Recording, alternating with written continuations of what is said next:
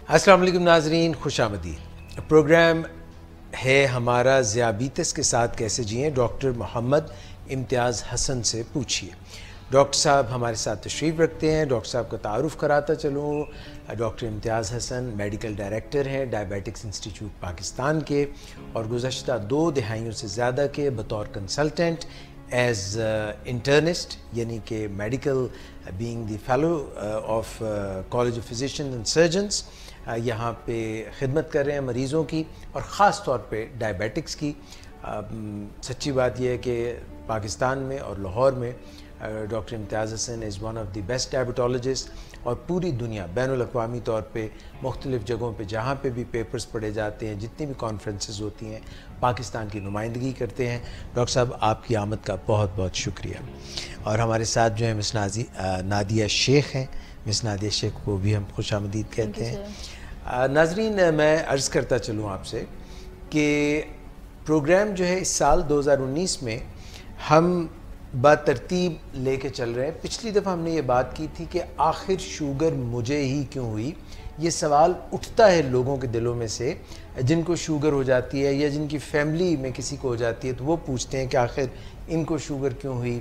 और ये जो सवाल है कि क्यों हुई, और डिनाइल में रहना या इसको मानना ना, एक्सेप्ट करना, और इस बात से लड़ते झगड़ते रहना कि आखिर मुझे शुगर क्यों हुई, डॉक्टर इम्तियाज़ हसन ने बड़ी सैर हासिल, बड़ी मुकम्मल जामे गुफ्तगू की थी कि इसको एक्सेप्ट करने के बाद हम आगे बढ़ सकते हैं। डॉक्टर साहब, आज जो सवाल आपसे मैं करना चाहता हूँ ये है कि आखिर जब किसी को शुगर होती है, अगर हम इसके 3 हिस्से कर लें डॉक्टर साहब। एक हिस्सा ये कर लें कि जिनको अभी शुगर नहीं हुई मगर वो शुगर की जद में आने के करीब आ चुके हैं, जैसे गुमशुदगान डायबिटीज़ के आप कहते हैं, जैसे आप प्री डायबिटिक्स कहते हैं, इनमें क्या अलामात और निशानियां होंगी। दूसरा सवाल कि अगर किसी को छोटी उम्र में, जैसे टाइप 1 डायबिटीज़ जिसको हम कहते हैं, अगर उनको शुगर हो जाए, और तीसरी अगर टाइप 2 डायबिटीज़, इनको ज़रा खोल के क्या फ़र्क हैं और उनमें क्या निशानियाँ, क्या अलामात होती हैं, साइंस एंड सिम्टम्स क्या होते हैं। अच्छा, सबसे पहले हम शुरू करते हैं प्री डायबिटिक, जिनको हम कैसे प्री जैसे पहले डायबिटीज़ पहले वाली एक स्टेज है। देखिए 3 स्टेजेस में एक मरीज़ हो सकता है, एक इंसान 3 स्टेजेस पे हो सकता है। नॉर्मल यानी शुगर नहीं है, दूसरा प्री डायबिटिक यानी होने का चांस है, तीसरा डायबिटिक, ओवर्ट डायबिटिक। तो ये तीनों स्टेजेस में किसी एक जगह पे कोई ना कोई इंसान हर वक्त है किसी वक्त। तो इसमें हमने उसको कैटेगराइज़ किया, जैसे प्री डायबिटिक आपने कहा इसमें क्या अलामात होती हैं। प्री डायबिटिक के अंदर आमतौर पे कोई अलामत होती नहीं है, उसमें से एक ही उसमें खूबी होती है या खसूसियत होती है कि वो डायबिटिक पेशेंट का रिश्तेदार होता है, या बेटा होता है, बेटी होती है, बहन होती है, भाई होता है, माँ होती है, बाप होते हैं। तो उनके किसी न किसी फ़र्द को जो क्लोज़ रिलेटिव्स हैं, सिबलिंग हैं, पेरेंट्स हैं, इनको डायबिटीज़ होती है। ये उनकी निशानी यही होती है कि ये वो लोग हैं जो पोटेंशियल डायबिटिक हो सकते हैं, जिनको डायबिटीज़ किसी भी स्टेज पे हो सकती है। होता ये है कि ऐसे लोग जब हमारे पास आते हैं, हमारे पास जो पेशेंट आते हैं, तो उनके साथ अक्सर औकात उनके बेटे बेटियां या बहन भाई या दूसरे लोग होते हैं, खूनी रिश्ते के जो लोग होते हैं, और बड़े सुकून से बैठे होते हैं, आराम से बैठे होते हैं। तो और वो अपनी उन वालदा की या वालद की बीमारी के बारे में बात कर रहे होते हैं।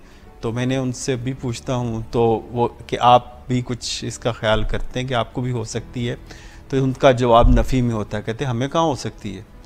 तो एक उसी स्टेज पे एक डिनाइल होता है कि जी हमें तो हो ही नहीं सकती, अम्मी को है, अब्बू को है, हमें तो नहीं, हम तो बचे हुए हैं।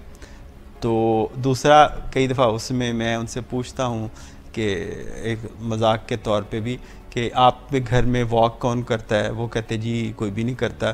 तो कहते वॉक, तो मैंने कहा तो वॉक तो मरीज़ों को करनी चाहिए, नॉर्मल आदमी को तो करनी नहीं चाहिए, सेहतमंद को क्या वॉक से ताल्लुक़। तो जब मैं ख़ुद पार्क में सुबह जाता हूँ तो मैं बहुत सारे जो लोग मुझे मरीज़ ही नज़र आ रहे होते हैं, नॉर्मल आदमी कम नज़र आते हैं। तो ये एक मिसकॉन्सेप्शन है कि जी वॉक और एक्सरसाइज वही लोग करें जिनको कोई बीमारी लग गई है और उनको डॉक्टर ने कहा हुआ है, बाकी ये लोग आराम से सोएं और लिहाफों में घुस के सर्दी को एंजॉय करें। तो डॉक्टर साहब आप क्या अच्छी सी बात कहते होते हैं कि diabetes runs in the family, but no one runs in the family. Diabetes runs in the family because nobody runs in the family. तो इसलिए कोई ये और उसमें हम बात करते हैं प्री डायबिटिक ऐसे लोग हैं जिन पे मेहनत करने की ज़रूरत है, जिन पे हम अपनी एनर्जी लगाने की ज़रूरत है। अमेरिका के अंदर एक अमेरिकन डायबिटिक एसोसिएशन ने कैंपेन चलाई कुछ 1-2 साल पहले। जब मैं गया तो गाड़ियों पे स्टिकर्स लगे हुए थे स्टॉप डायबिटीज़। तो मैंने किसी से पूछा कि डायबिटीज़ उस वक्त अभी ये रिवाज नहीं था, कुछ अर्सा पहले, तो स्टॉप डायबिटीज़ को स्टॉप कर सकते हैं आप? वो तो हो गई, वो आपकी किस्मत के लेख में है, वो लिखी गई है। तो कहते स्टॉप किया जा सकता है। तो जब मैंने ये बात की तो उनसे पूछा और जब मैंने इसको पढ़ा तो वाकई इसको रोका जा सकता है।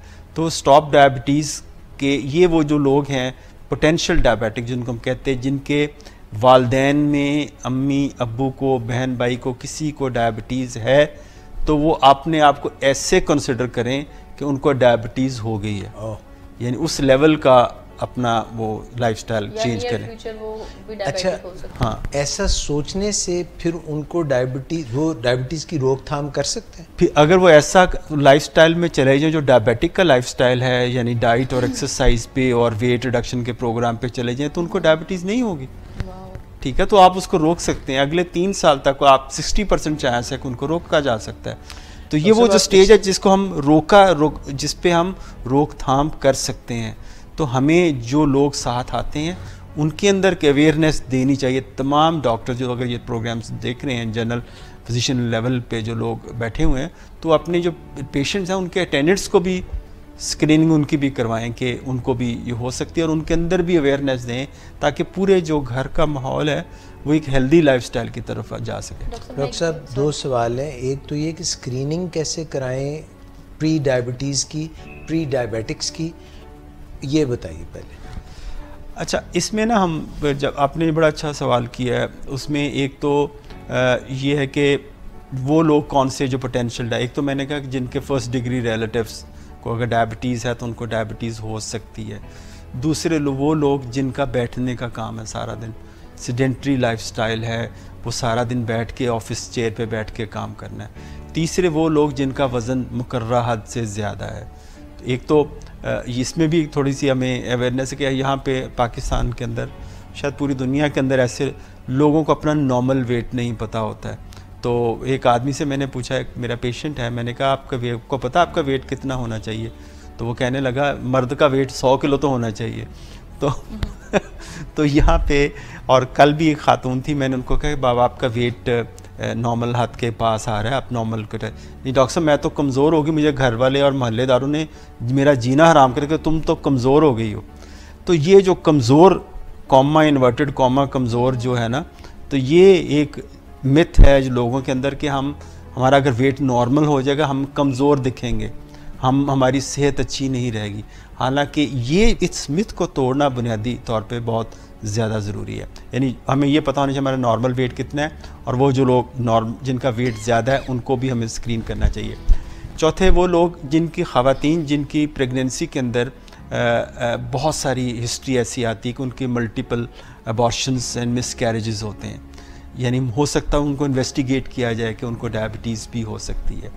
और फिर उसके बाद वो ख़वातीन जिनके जो बच्चे हैं वो बड़े वज़न के पैदा होते हैं, जो इसका मतलब है अगर बच्चे का वज़न मामूल से ज़्यादा है पैदाइश के वक्त, तो ऐसे बच्चों को हो सकता है उसकी माँ को प्रेगनेंसी के अंदर डायबिटीज़ हुई है, तो जिसकी वजह से उसको उसके अंदरूनी मेटाबॉलिज्म की वजह से उसका वेट ज़्यादा है, तो उनको भी स्क्रीन आउट करना ज़रूरी। और ऐसी ख़वातीन जिनको प्रेगनेंसी के अंदर डायबिटीज़ हुई और वो बाद में ख़त्म हो गई, तो उन पे बड़ी कड़ी नज़र रखने की ज़रूरत होती है, क्योंकि वो उसको ज़िंदगी के किसी दौर में और बहुत जल्द बदेर उनको डायबिटीज़ होने का ख़तरा होता है। तो ये 5-6 कैटेगरीज़ हैं जिसके अंदर, और एक और सबसे बात उम्र, कि अगर आपकी उम्र 45 से ज़्यादा है तो आपको स्क्रीनिंग अपनी करवानी चाहिए।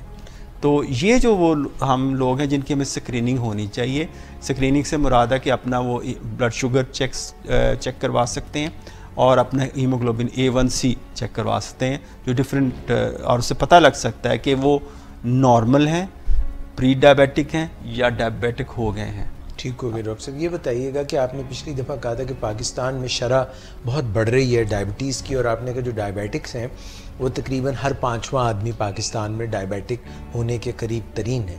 तो अगर इसमें प्री डायबिटिक्स को भी डाल लें तो ये तो शरह ज़्यादा हो जाएगी। बहुत ज़्यादा हो जाती है, और इसमें काफ़ी हम यही तो एक अलार्मिंग चीज़ है कि हम इस पर हमें बहुत ज़्यादा तवज्जो देने की ज़रूरत है। इस पर अनफॉर्चुनेटली तवज्जो नहीं है, और एक बहुत बड़ा हेल्थ इशू है ये। इट इज़ टाइम बॉम्ब जो किसी भी वक्त एक्सप्लोड कर सकता है कि एक तो पॉपुलेशन इतनी ज़्यादा है, दूसरा और जो मेजॉरिटी पॉपुलेशन है, और उसमें प्रॉब्लम ये हो रहा है कि वो यंगर लॉट जो हमारे मुल्क की भाग दौड़ संभालने जा रहे हैं, बच्चे बच्चियाँ, जो वो लोग इसका शिकार ज़्यादा हो रहे हैं अपने लाइफस्टाइल की वजह से। तो ये एक बहुत बड़ी प्रॉब्लम, हेल्थ इशू प्रॉब्लम हो रही है। इसको नेशनल लेवल पे टैकल करने की ज़रूरत है।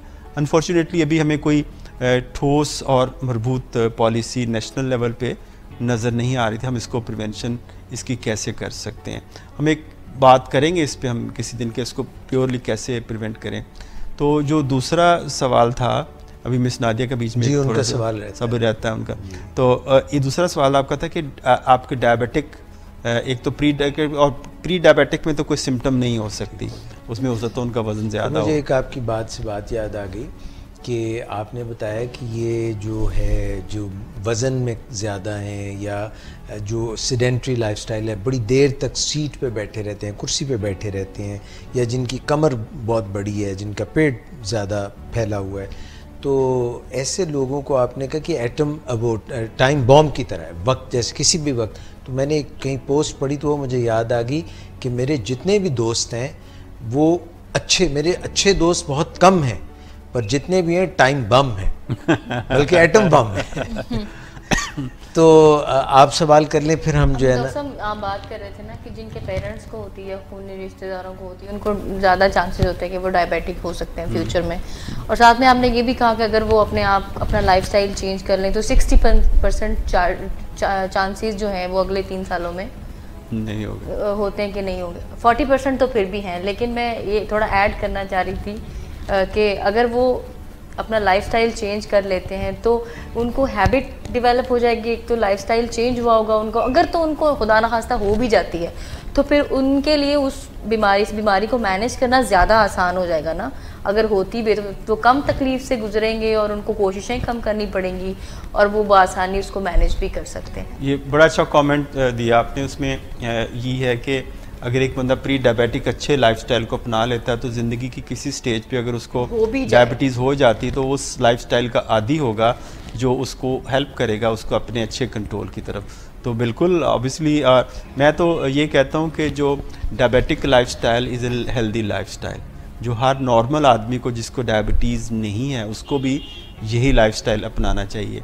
अब अगर हम उस तरफ आते हैं कि डायबिटीज़ की जो अलामात क्या होती हैं टाइप 2, अगर प्री डायबिटिक में तो हमने ये क्लियर कर दिया कि इसमें कुछ नहीं होता, नॉर्मल हो सकती है, बज़ाहिर कुछ नहीं होता।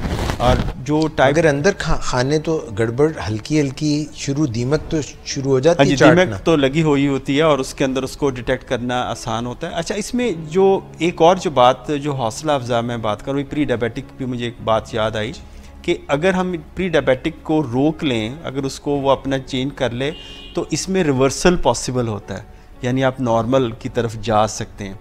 अच्छा, एक और जो बात है कि जब डायबिटीज़ किसी को हो जाए, अभी मैं रिसेंट आर्टिकल देख रहा था जो रिकमेंडेशन है अमेरिकन डायबिटिक एसोसिएशन की गाइडलाइन में, उन्होंने वहाँ लिखा हुआ है कि अगर किसी बंदे को 6 साल के अरसे के अंदर अंदर उसको डायबिटीज़ हो गई है और अगर वो अपना वज़न 15 किलो तक कम कर ले तो उसकी डायबिटीज़ रिवर्स हो जाती है। वाह, तो ये इतना बड़ा इंसेंटिव है कि अगर कोई लोग स्ट्रगल करना चाहते हैं तो ये बहुत बड़ा इंसेंटिव है। एक बड़े छोटे सी लाइन में ये लिखा हुआ था तो मेरी वो नज़र उस पर पड़ी तो मैंने कहा ये तो एक बहुत बड़ी खुशखबरी है उन लोगों के लिए जो डायबिटीज़ होगी है। तो अगर अपना वज़न 15 किलो से लें अपनी डाइट से, एक्सरसाइज से, लाइफस्टाइल से, तो उनकी डायबिटीज़ ख़त्म हो जाएगी।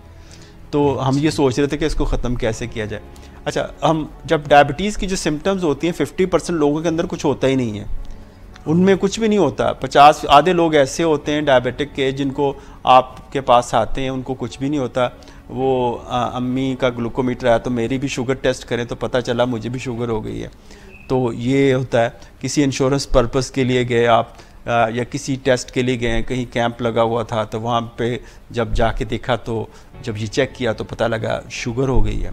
तो एक कुछ भी नहीं था, मुझे तो कुछ भी नहीं है, मैं तो बिल्कुल नॉर्मल खा पी रहा था, मैं बिल्कुल नॉर्मल था, तो मुझे ये कैसे हो गई।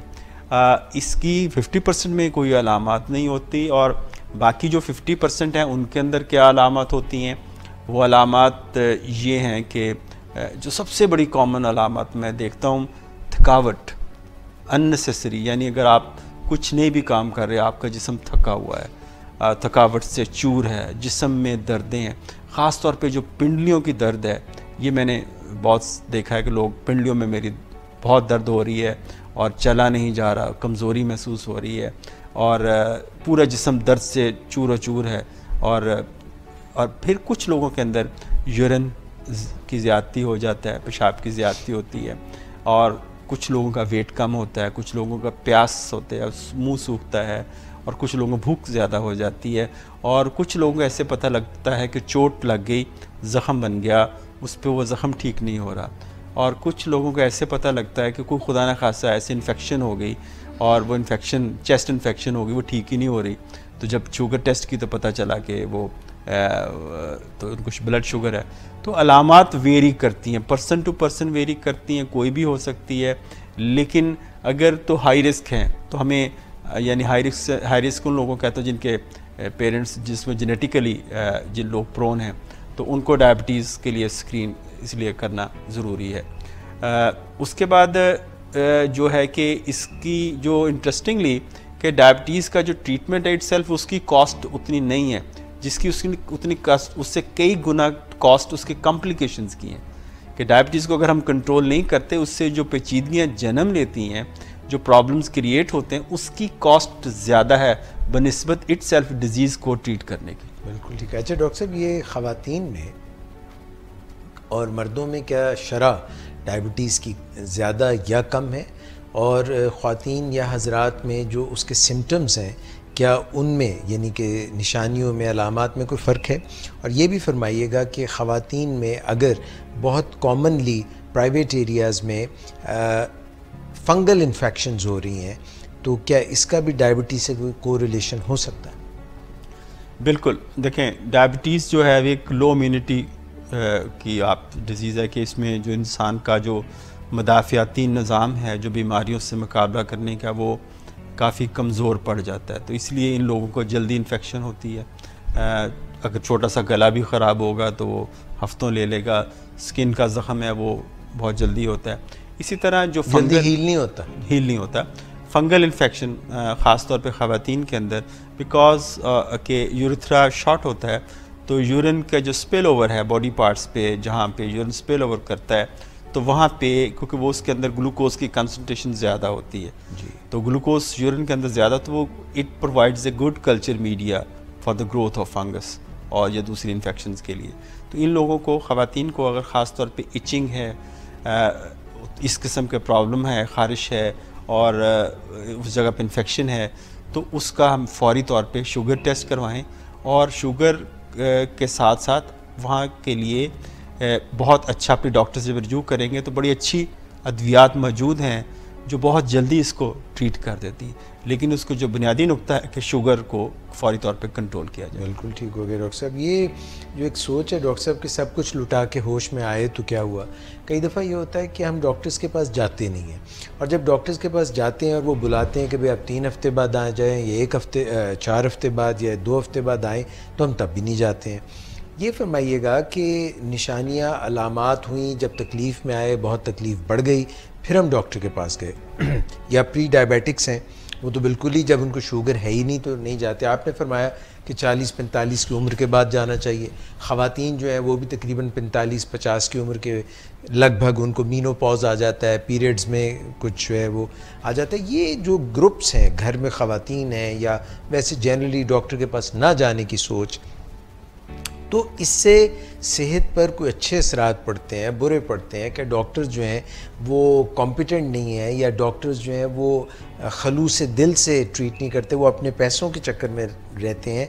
ये जो एक गैप है डॉक्टर और पेशेंट के और डॉक्टर्स के से दूर दूर डॉक्टर से रहते हैं, और किसी फुप्पो से पूछ लिया, किसी मोहल्ले वाली से पूछ लिया, किसी कुलीग से बात कर ली, किसी अताई के पास चले गए, वो सब चलता है, मगर डॉक्टर से क्यों दूर रहते हैं, बर वक्त क्यों नहीं पहुंचते? इसमें दोनों तरफ से मेरे ख्याल से खलीज है डॉक्टर और मरीज़ के अंदर। पेशेंट डॉक्टर रिलेशनशिप इतना स्ट्रॉन्ग नहीं है हमारे मुल्क के अंदर। उसकी बुनियादी वजूहात हैं, कुछ तो डॉक्टर मसरूफ़ इतने हैं कि वो पेशेंट जो उनके पास कंसल्टेशन के लिए भी आया तो वो उसको भी प्रॉपर वक्त नहीं देते, उसके लिए प्रॉपर जो है उसकी काउंसलिंग के लिए उनके पास टाइम बहुत कम है।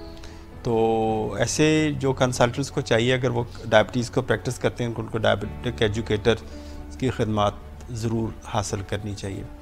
और इसमें और एक और जो बड़ी बात है कि एक अनफॉर्चुनेटली डॉक्टर्स के अंदर, कुछ डॉक्टर्स के अंदर, मैं सबकी बात नहीं करता, एरोगेंसी भी है, पेशेंट से फासला है, एक कम्युनिकेशन गैप है, वो उस पैराए में, उस लहजे में वो बात नहीं करते जिसमें मरीज़ को बात समझ आ जाए।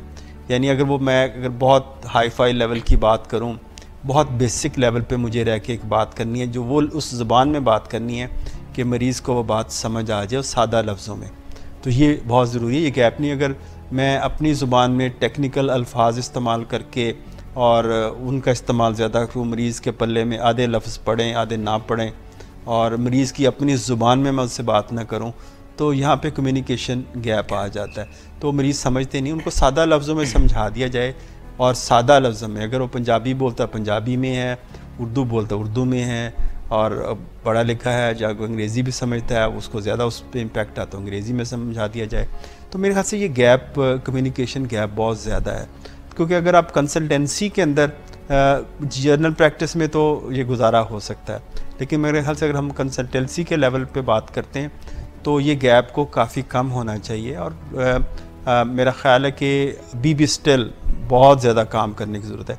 इसी गैप को ख़त्म करने के लिए, इसी गैप को इम्प्रूव करने के लिए, जैसे ये प्रोग्राम जो आपने शुरू किया है, ये इसी गैप को ख़त्म करने की एक कड़ी है। वो सारी चीज़ें जो हम चैम्बर में या अपने क्लिनिक के अंदर नहीं कर सकते मरीज़ों से, वो हमको उनको सादा अल्फाज के अंदर उनको समझा दिया जाए। डॉक्टर साहब, आप फरमा रहे थे कि मर्द कहते हैं कि 100 kg वज़न मर्द का ना हो तो क्या बात हुई। मुझे इसमें याद आ गया कि ख़वातीन, क्योंकि उनको चाँद से तशबीह दी जाती है, तो वो कहती हैं कि जब तक जो है वज़न ज़्यादा हो, चाँद जैसा गोल पराठे जैसा चेहरा ना हो, उस पर चोपड़ा किस्म का चिट्टा चेहरा उस तरह और बड़ा ना हो, तब तक भी बात नहीं बनती। मैं बहुत माफ़ी के साथ, मतलब मैंने वो जिक्र किया, मर्दों की सिर्फ बात हुई थी, मैंने कहा ख़वातीन का भी जिक्र करूँ। डॉक्टर साहब, टाइप 2 डायबिटीज़ की आपने बात कर ली, प्री डायबिटीज़ की भी आपने बात कर ली। आप ये मुझे फरमाइएगा कि टाइप 1 डायबिटीज़ की निशानी और अलामात के ऊपर भी कुछ। जो टाइप 1 डायबिटीज़ है ये बहुत कम है, बच्चों में होती है, यंग एडल्ट्स के अंदर हो सकती है, और जो स्कैंडिनेवियन कंट्रीज़ हैं, स्वीडन है या डेनमार्क है या फिनलैंड है या इस तरह के जो मुल्क हैं, उनके अंदर टाइप 1 काफ़ी प्रेवलेंट है जेनेटिकली। वो जेनेटिक्स रीज़न है उसकी वजह। और टाइप 1 जो है पाकिस्तान के अंदर, ये पूरी दुनिया के अंदर मोस्टली 95% को टाइप 2 है, 5% को टाइप 1 डायबिटीज़ की तरफ आते हैं। इसकी भी 2 किस्में हैं, एक टाइप 1 जो बचपन में ज़ाहिर होती है, और एक ऐसी टाइप 1 जो थोड़ी उम्र होने के बाद ज़ाहिर उसका फिर एकदम इंसुलिन गायब हो जाता है। जी, उसमें हम लबलबे से, जी, उसमें उसका बड़ा अच्छा खूबसूरत सा नाम है, वो अभी बात करते हैं उस पर तो जो टाइप 1 की जो अलामात हैं, ये रोज़े रोशन की तरह होती हैं। यानी आपको एक इंसान को, अगर बच्चा है या छोटा यंग एडल्ट है, उसको यूरिन बहुत ज़्यादा पास करेगा, वेट उसका तेज़ी से गिरता जाएगा, और जो दिनों के अंदर वो इतना कमज़ोर हो जाएगा तो फ़ौरन तौर पे उसका डायग्नोसिस क्लियर हो जाता है। और दूसरा उसमें ये होता है कि कई दफ़ा बच्चे ऐसे बेहोशी में चले जाते हैं क्योंकि उनके अंदर जिस्म खून के अंदर तेज़ाबी मादे जो इसकी इंसुलिन की कमी की वजह से बनते हैं, कीटोन्स जिनको हम कहते हैं, इतने ज़्यादा हो जाते हैं कि वो उनका सांस बज़ाहिर बड़ा तेज़ी से चलता है और उखड़ा उखड़ा सा लगता है, जिसको ब्रीदिंग, रैपिड ब्रीदिंग भी हो रही होती है। और उन लोगों को इसमें बेहोशी में भी जा सकते हैं। तो कोमे के साथ भी प्रेजेंट कर सकते हैं, कीटोएसिडोसिस के अंदर, जिसको DKA भी कहते हैं, डायबिटिक कीटोएसिडोसिस कहते हैं, उसके अंदर से भी प्रेजेंट किया करते हैं। और लेकिन इसकी जो एक और जो किस्म है जिसको हम latent autoimmune disease of adult कहते हैं, यानी ऐसे बड़े एडल्ट में जो टाइप 1 आ जाए, जो बड़े हो, जिसको टाइप 1 35-40 साल की उम्र में आए, तो उसको हम लाडा कहते हैं, LADA, latent autoimmune disease of adult. तो ऐसे लोगों को गोलियां असर नहीं करती, उनका जो इंसुलिन पे वो जाते हैं, उनके इंसुलिन लेवल कम होते हैं, तो ऐसे लोगों को इंसुलिन पे शुरू से लेकिन टाइप 1 के बारे में ये ख्याल रखिएगा कि टाइप 1 को जो अलामात हैं उसमें कोई छुपी अलामत नहीं है जैसे टाइप 2 के अंदर अलामत थी। और टाइप 1 के अंदर प्रॉब्लम ये है, अगर बच्चे किसी को डायबिटीज़ है तो एक मरीज़ नहीं है, ये 3 मरीज़ हैं। एक बच्चा, उसकी माँ, उसका बाप, तो 3 पेशेंट हैं जो टाइप 1 के अंदर होते हैं।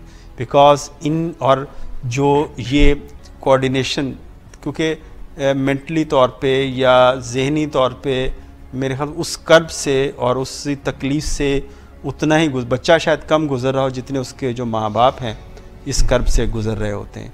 उसकी बच्चे क्योंकि मैनेजमेंट थोड़ा सा मुश्किल होता है, वो एक बच्चे को 3 से 4 दफ़ा इंजेक्शन लगाते, क्योंकि इसका इलाज इंसुलिन है, आपको पता है जी। और बच्चे को दिन में 3 से 4 दफ़ा टीका लगाना पड़ता है। लेकिन उसकी खुशकिस्मती हम आजकल जिस दौर में हम हैं कि ऐसे इंजेक्शंस मौजूद हैं जो पेन की शक्ल में हैं, और ऐसे गैजेट्स हैं और ऐसे डिवाइसेस हैं कि इसमें जो पेनलेस इंजेक्शन आलमोस्ट हैं। कुछ लोग इंसुलिन पंप पे भी हैं, वो चले जाते हैं। लेकिन ये है कि बहरहाल उस कर्ब से वो गुज़रते हैं। और इस बच्चों में शुगर को कंट्रोल करना टाइप 1 ये एक बहुत मुश्किल काम है, बहुत ही मुश्किल काम है। मुश्किल काम इस लिहाज से कि बच्चों पे आप वो डाइटरी रिस्ट्रिक्शंस नहीं लगा सकते, लागू नहीं कर सकते। बच्चों ने क्योंकि ग्रो भी होना है और बच्चों ने अपने एक एडल्टहुड को अचीव करना है, उसके लिए डाइट को उतना रिस्ट्रिक्ट नहीं कर सकते। और दूसरी बात इसमें बच्चों में ये होता है कि बच्चों की फ़िज़िकल एक्टिविटी लेवल्स बहुत वेरिएबल्स किस्म के हो जाते हैं। और तीसरी जो बात है कि बच्चों में क्योंकि इंसुलिन पे होते हैं और इनको इंसुलिन के टाइमिंग्स हैं, उनको स्कूलिंग भी चल रही होती है, स्कूल में मैनेज करना, स्कूल में खुदा न इसके साथ सोशल प्रॉब्लम्स एसोसिएटेड हैं कि अगर स्कूल में बच्चे के क्लास के अंदर शुगर लो हो गई और पेरेंट्स ने टीचर्स को नहीं इन्फॉर्म किया हुआ है, छुपाया हुआ है कि इसकी शुगर लो होती, तो बच्चे के लिए एक एम्बेरसमेंट का बायस बनता है, वो क्लास में बेहोश हो सकता है और खुदा न खास्ता बच्चे उसके जो साथी दोस्त हैं वो उस पर कुछ और तरह से उसको ट्रीट करेंगे। कुछ लोग टीचर्स के लिए भी एक स्केरी सीन हो जाता है अगर उनको ये ट्रेनिंग नहीं दी गई कि इसको कैसे हैंडल करना है हाइपोग्लाइसीमिया को। तो ये एक बड़े इसके साथ सोशल प्रॉब्लम्स हैं। और ख़ास तौर पे जो सोशल प्रॉब्लम्स जो थोड़े से आगे चल के आते हैं वो टाइप 1 बच्चियों के सिलसिले में, अगर उनकी शादियों के सिलसिले में लोग समझते हैं ये शायद छूत-छात की बीमारी है, इस बच्ची को डायबिटीज़ है जिसकी शादी अक्सर डिले होती है, लोग डरते हैं डिस्क्लोज़ करते हुए और उन लोगों बच्चियों की शादियों में बड़े इश्यूज़ आते हैं क्योंकि सोसाइटी के अंदर बेसिकली बहुत सारी चीज़ें वो एक टैबूज़ के तौर पे ली जाती हैं कि किसी लड़की को अगर शुगर हो गई है तो ये बहुत बड़ी एक गुनाह की बात है, जिसमें हालांकि उसका कोई कसूर नहीं है, वो एक बीमारी है उसको, और ऐसी बीमारी है जिसको हैंडल किया जा सकता है। और टाइप 1 बच्चियाँ भी और लड़कियां भी नॉर्मल तरीके से ज़िंदगी को बसर कर सकती हैं, माँ बन सकती हैं, अपनी ज़िंदगी को नॉर्मल तरीके से गुजार सकती हैं। बहुत सारे हमारे पास पेशेंट्स भी हैं, लेकिन सोसाइटी के अंदर अब सोशल प्रॉब्लम्स डेफिनेटली अपनी जगह पे हैं। डॉक्टर साहब ये फरमाइएगा, बहुत अच्छे तरीके से आपने सारी बात बयान की। ये जो बच्चे होते हैं जिनके वालिदैन को भी और वालिदा को भी फ़िक्र लाहक हो जाती है, इसमें कौन सा तरीक़ाकार अच्छा होगा? मैं अमेरिकन डायबिटिक एसोसिएशन की एक रिसर्च जो उन्होंने प्रेजेंट की थी वो देख रहा था, और उसमें जो 12 एग्जीक्यूटिव स्किल्स हैं जिसमें एक स्किल ये भी है कि इम्पल्स कंट्रोल, यानी एकदम कोई चीज़ ज़हन में आ गई है कि भाई ये करना है, या किसी चीज़ के ऊपर जो है डिसिप्लिन कायम ना रख सकना, शॉर्ट अटेंशन स्पैन होना, इस किस्म की जो चीज़ें हैं। और फिर एक उसी में ये भी जिक्र था कि जब माँ बाप इसकी कुल रिस्पॉन्सिबिलिटी ले लेते हैं और बच्चों में सेल्फ रिस्पॉन्सिबिलिटी इनकलकेट नहीं करते, तो उनका जो कंट्रोल है डायबिटीज़ का वो इरेटिक होता है, यानी ऊपर नीचे ब्लड शुगर लेवल्स होते हैं। तो ये इसमें बच्चे को इस तरह से डॉक्टर और माँ बाप की काउंसलिंग की जाए कि वो ये बोझ अब, या ये रिस्पॉन्सिबिलिटी, बोझ गलत लफ्ज़ हो जाएगा, ये ज़िम्मेदारी, एहसास ज़िम्मेदारी ख़ुद उठाए कि मैंने अपनी ब्लड शुगर, अपनी डाइट, अपने खाने पीने का निज़ाम, अपने सोने जागने का निज़ाम, अपनी तालीम का निज़ाम, और इसमें कोई शेम नहीं है, ये ख़ुद उठाए।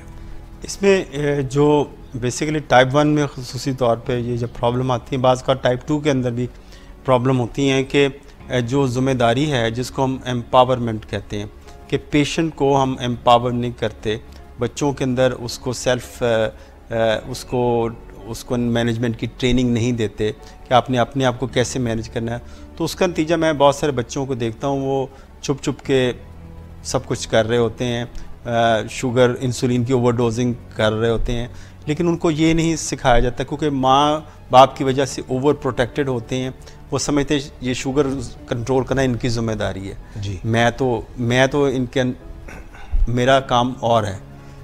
तो वो जब वो बच्चे के अंदर शुरू से पहले दिन से उसको इनकॉर्पोरेट किया जाए, जैसे आपने कहा कि उनको ज़िम्मेदारी इसकी उठाई जाए, इसी तरह बाकी टाइप 2 के अंदर भी कोई पेशेंट बीमार होता है, जिसको डायबिटीज़ अगर हो गई है, डायबिटिक पर्सन है, तो उसके जो फैमिली मेम्बर्स हैं वो उनका रवैया बाज़ औक़ात ओवर प्रोटेक्टिव हो जाता है। वो उससे सारी चीज़ें जो उसको करनी चाहिए वो ख़ुद ज़िम्मेदारी ले लेते हैं। उसको नाप तोल के उसको वो देंगे, खाना पीना देंगे, उस पर कड़ी नज़र रखेंगे, हर ख़बर पे नज़र। तो इस किस्म के उनकी वो होती है, और पुलिसमैन का वो रोल ले लेते हैं। और इससे क्या होता है कि एक तो रिस्पॉन्सिबिलिटी अंदर अपने तौर पे आप शेयर नहीं करते, एम्पावरमेंट उसको नहीं देते, उसको डिजीज़ अंडरस्टैंडिंग नहीं देते कि इसको हम कैसे इसको लेके चलना है, उसको कॉन्फिडेंस में नहीं लेते। तो बहुत सारे कहते हैं, जब मेरे पास पेशेंट भी आती हैं, उनकी बेटियां कह रही हैं मैंने इन पर बड़ी सख्ती की हुई है आजकल, मैंने सही इन पर बहुत सख्ती, मैं बड़ा, अगर मैं ना हूँ तो मैं ये इनका तो पता नहीं क्या हाल हो। तो ये बेसिकली ये एटीट्यूड नहीं होना चाहिए, ये गलत है। जिम्मेदारी जब तक नहीं उठाएगा बड़ा या छोटा बच्चा डायबिटिक, वो दूसरे जिम्मेदारी उठाएंगे तो उनका टाइट कंट्रोल नहीं, वो चोर सिपाही का खेल हो जाएगा। वो चोर सिपाही का खेल होगा, जिसमें शुगर लेवल ख़राब होगा, कंट्रोल ख़राब होगा। और एक जो इसके अलावा जो वो अगर वो उसकी शुगर ख़राब होती है, अगर वो उसके अपनी डिविएट करता है अपनी डाइटरी रिस्ट्रिक्शन से, तो उसके अंदर गिल्ट फीलिंग होगी। जो गिल्ट की जो काफ़ी सारी जो चीज़ें, जब ये नेगेटिव फीलिंग से आप पॉजिटिव काम नहीं कर सकते। हाँ, तो गिल्ट फीलिंग होगी काफ़ी सारी। जब वो गिल्ट है, वो धब्बे इकट्ठे हो जाएंगे, तो वो उसकी स्ट्रेस भी बढ़ेगा, और स्ट्रेस बढ़ेगा, उसकी पर्सनैलिटी के अंदर चेंज आएगी, नेगेटिविटी आएगी, और ये नेगेटिविटी उसके लेटर एटीट्यूड के अंदर रिफ्लेक्ट होगी कि वो उस ज़िंदगी में जो उसने करना होगा वो बिल्कुल नेगेटिव सोच के साथ चलेगा। डॉक्टर साहब, ये फरमाइएगा कि आपने निशानियाँ और अलामात तीनों किस्म की, प्री डायबिटिक की, टाइप 1 की, टाइप 2 की, सब बयान कर दी। अब ये फरमाइएगा कि तशख़ीस कैसे आप करेंगे टाइप 1 या टाइप 2 डायबिटिक की? तशख़ीस तो सबसे पहले तो अलामात हैं, दूसरा जैसे हमने बात की कि नहीं होते, दूसरा ये होता है कि लैब टेस्ट होते हैं। जो लैब टेस्ट में हम जो एक तो है आप स्क्रीनिंग टेस्ट समझ लें कि आप ग्लूकोमीटर से करें, वो क्योंकि जो उंगली से जो ब्लड है वो कैपिलरी ब्लड होता है, फ्रेश ब्लड होता है, तो उससे आप टेस्ट करते हैं। अगर बहुत ज़्यादा आ गया तो ऑब्वियसली आपको कंफर्म करना पड़ेगा।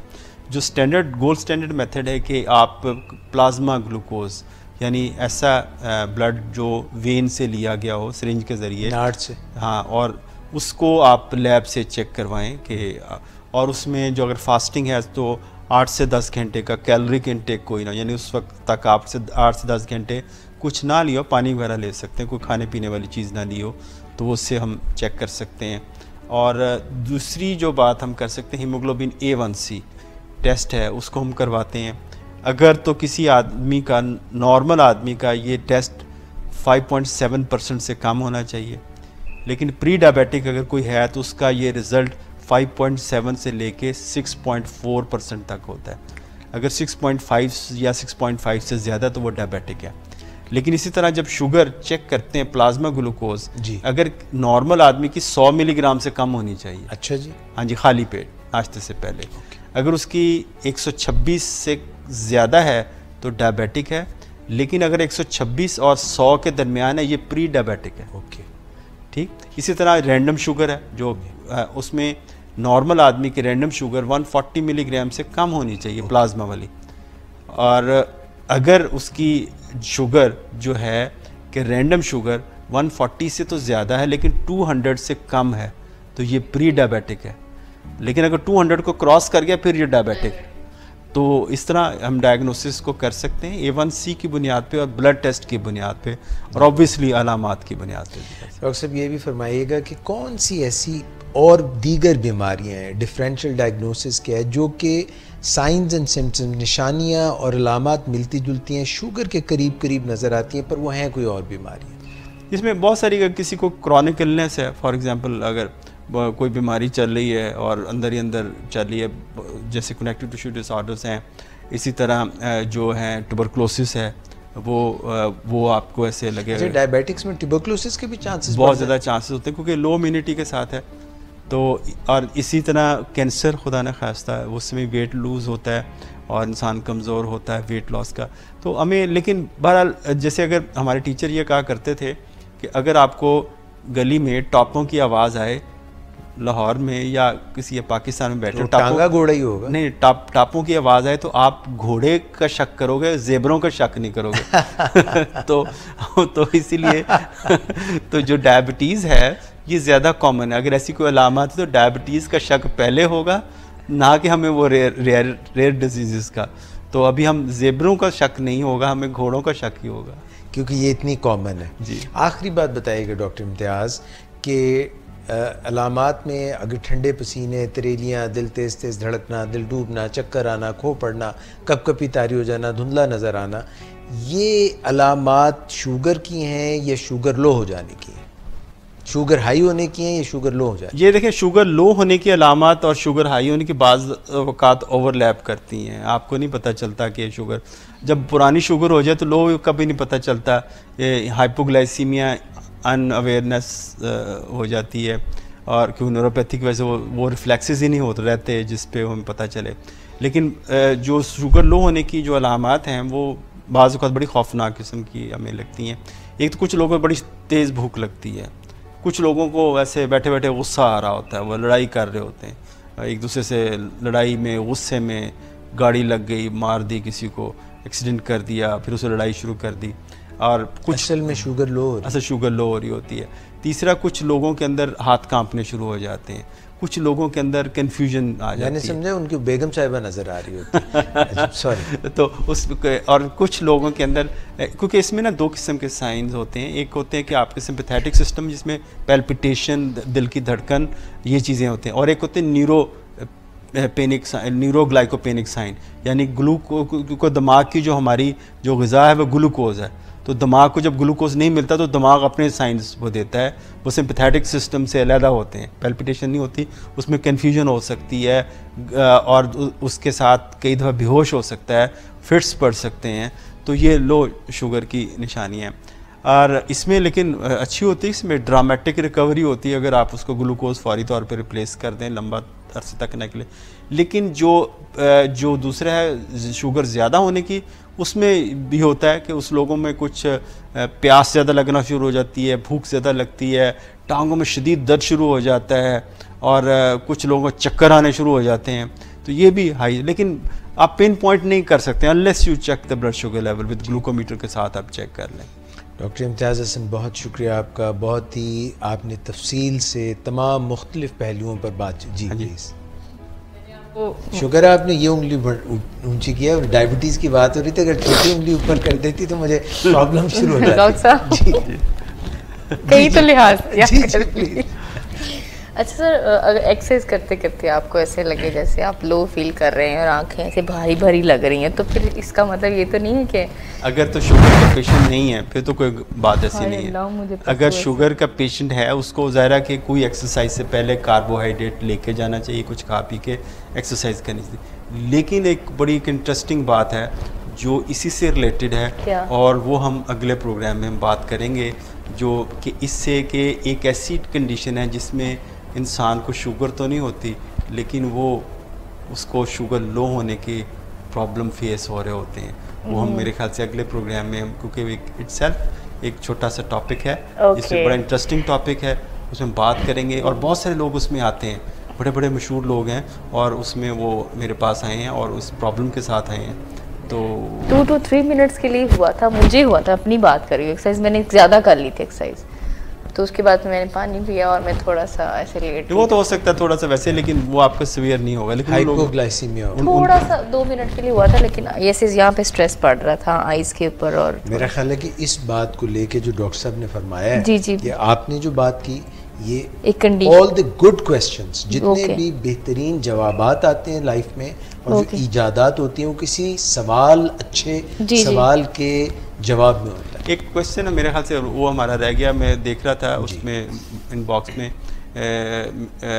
फरीफुई का था, उनका क्वेश्चन था शायद प्रिवेंशन पे था, उसको हम एक प्रोग्राम में आप अगले में शामिल कीजिएगा, ठीक है, वो ताकि उनका जवाब दिया जाए। और एक और साहब का भी क्वेश्चन था अपनी वालदा के बारे में, उनका कोई सवाल था, उसको भी हम शामिल करेंगे। अनफॉर्चुनेटली वो अभी मेरे ज़हन से निकल गई ये दोनों चीज़ें, लेकिन हम उसको जवाब देने की कोशिश करेंगे। लेकिन अगला प्रोग्राम मेरे ख्याल से हम डॉक्टर साहब, वो जो हमने पिछले प्रोग्राम में एक कहा था कि हम इनाम देंगे अच्छा सवाल करने, अभी किसी ने स्टोरी भेजी नहीं है, तो वो स्टोरी हमें अभी भी चाहिए, और वो ज़रा हमें प्रोड्यूसर साहब दिखाएं वो इनाम का जो डब्बा बड़ा सा पड़ा हुआ है, वो कोई ना कोई हासिल ज़रूर करे, और ज़रूरी नहीं है कि वो हासिल पूर से आएँ तो हासिल करेंगे, पाकिस्तान के किसी भी शहर से और पाकिस्तान के बाहर भी किसी भी शहर से, क्योंकि डॉक्टर इम्तियाज़ हसन जो हैं यहाँ पे लाहौर में 71 जेल रोड पे डायबिटिक्स इंस्टीट्यूट पाकिस्तान में तो अपनी खिदमत सर अंजाम देते ही हैं,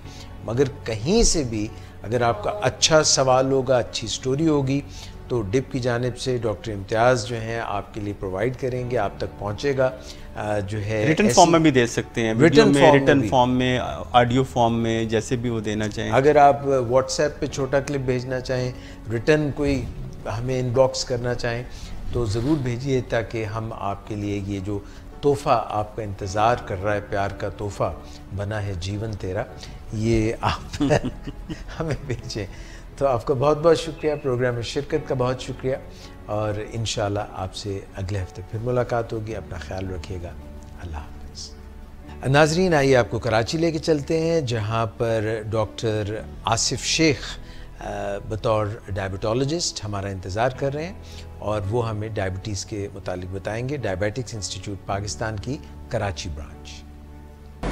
बिस्मिल्लाहिर्रहमानिर्रहीम।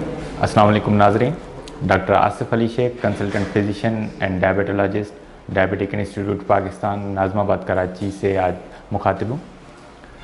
आज हम हाइपोग्लाइसीमिया के ऊपर बात करेंगे।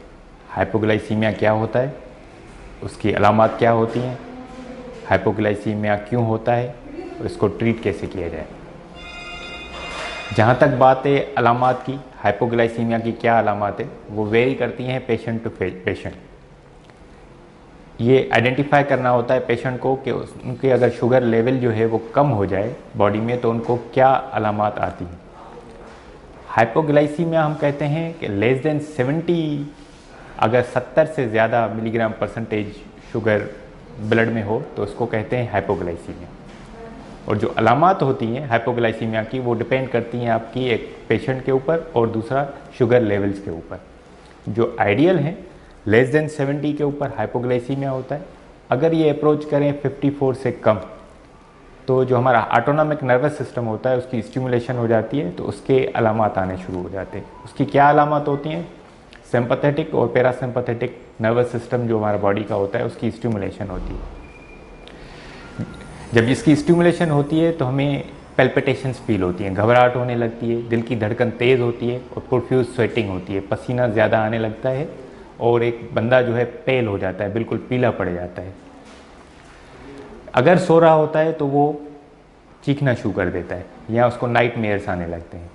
ये हो गई जब आपको ऑटोनॉमिक नर्वस सिस्टम स्टिमुलेट करता है, ये अराउंड जो 54 शुगर्स हो या उससे कम हो तो इस पे होता है। जब ये अप्रोच करती है 50 मिलीग्राम के ऊपर, तो हमारे जो डायबिटिक पेशेंट या कोई भी अगर हाइपोग्लाइसेमिक पेशेंट होता है तो उसमें न्यूरोग्लाइकोपेनिक सिम्टम्स आने शुरू होते हैं। न्यूरोग्लाइकोपेनिक पेशेंट सिम्टम्स मतलब कि ग्लूकोज जो है वो यूटिलाइज होता है आपका ब्रेन में, जब ब्रेन में आपका ग्लूकोज प्रॉपर नहीं सप्लाई होगी ग्लूकोज की, तो उसमें पेशेंट जो है वो इरिटेबल हो जाएगा, पेशेंट को धुंधला नज़र आना शुरू हो जाता है, पेशेंट अगर इससे भी कम शुगर हो गई तो पेशेंट को झटके लग सकते हैं, या फिर पेशेंट ड्राउजी होगा और पेशेंट अनकॉन्शियस हो सकता है, कोमा में जा सकता है। ये हो गई आइडियल सिचुएशंस में कि इनकी अलामात क्या होती हैं। एक होती है हाइपोग्लाइसीमिया अनअवेयरनेस।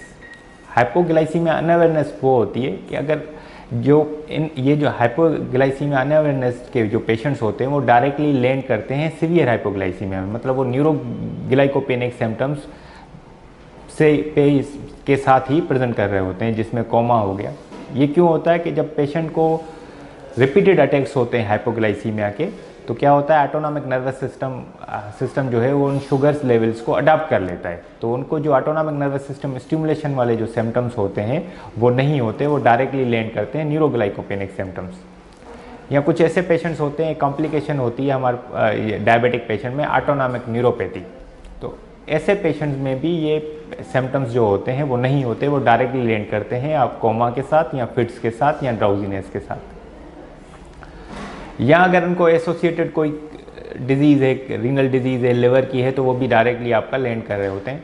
कुछ ऐसे पेशेंट्स होते हैं जो कि एक क्लास होती है हमारी ड्रग्स की, बीटा ब्लॉकर्स, जो ऑटोनॉमिक फंक्शन होता है उसके जो ये इफ़ेक्ट्स होते हैं इनको ब्लॉक करता है। तो ऐसे पेशेंट में भी सिवाय स्वेटिंग के बाकी सिम्टम्स मास्क होते हैं, तो वो डायरेक्ट लैंड करते हैं आके कोमा में। अब आते हैं हम, ये होता क्यों है हाइपोग्लाइसीमिया। अगर ये ज़्यादा जो ड्रग्स होती हैं, इंसुलिन हाइपोग्लाइसीमिया कराता है, या ऐसी ड्रग्स जो इंसुलिन की सीक्रेशन बॉडी में बढ़ा देती हैं, जैसे कि सल्फोनाइल यूरियाज हैं, या वो ड्रग्स जो सल्फोनाइल यूरियाज तो नहीं है मगर उनके रिसेप्टर्स पे एक्ट करती हैं, जैसे नेटाग्लिनाइड वगैरह हैं। अगर किसी ने इंसुलिन का ज़्यादा एक्सेस डोज ले लिया, या डोज उसने प्रॉपर लिया मगर उसने खाना जो किया था वो उसमें रिक्वायर्ड क्वांटिटी जो कार्ब्स की थी वो नहीं थी, या वो फार्म कार्ब्स का नहीं था, या उनके मील्स जो हैं वो ज़्यादा डिले कर दिए, तो ऐसे पेशेंट में हाइपोग्लाइसीमिया का रिस्क होता है।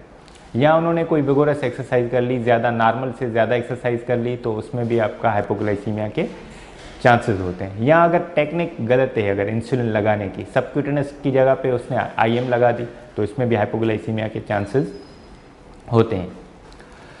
अब हम आते हैं कि इसको ट्रीट कैसे किया जाए। जैसे मैंने अलामात आपको बताई कि एक पेशेंट है अगर जो खुद से कुछ अपनी एफर्ट ले सकता है, तो ऐसे पेशेंट को ओरली दिया जाएगा। ओरली एक ट्रीट करने के हवाले से एक रूल ऑफ 15 याद करना चाहिए। 15 क्या है कि अगर पेशेंट को इस तरह कभी भी फील हो कि उसकी शुगर लो हो रही है तो वो शुगर चेक कर ले। अगर वो किसी भी वजह से शुगर चेक नहीं कर पाता तो अज्यूम कर ले कि उसकी शुगर लो है, तो उसको ट्रीट कैसे करेगा कि 15 ग्राम वो शुगर लेगा, नॉर्मल जो एक 15 ग्राम एक टी जो टेबल स्पून होता है वो शुगर ले लेगा। फिर 15 मिनट्स के बाद वो रिपीट करनी है उसको शुगर। अगर स्टिल जो है लेस देन 70 है तो वो उसको शुगर की जो क्वांटिटी उसने 15 ग्राम्स ली थी वो रिपीट कर सकता है। अगर शुगर उसके पास अवेलेबल नहीं है तो आधा गिलास जो नॉर्मल एक बेवरेजेस जूस वगैरह होता है आधा गिलास उसका ले सकता है, जो कि डाइट जूसेस नहीं होने चाहिए, जो नॉर्मल शुगर फ्री जिन पे लिखा होता है वो नहीं होने चाहिए।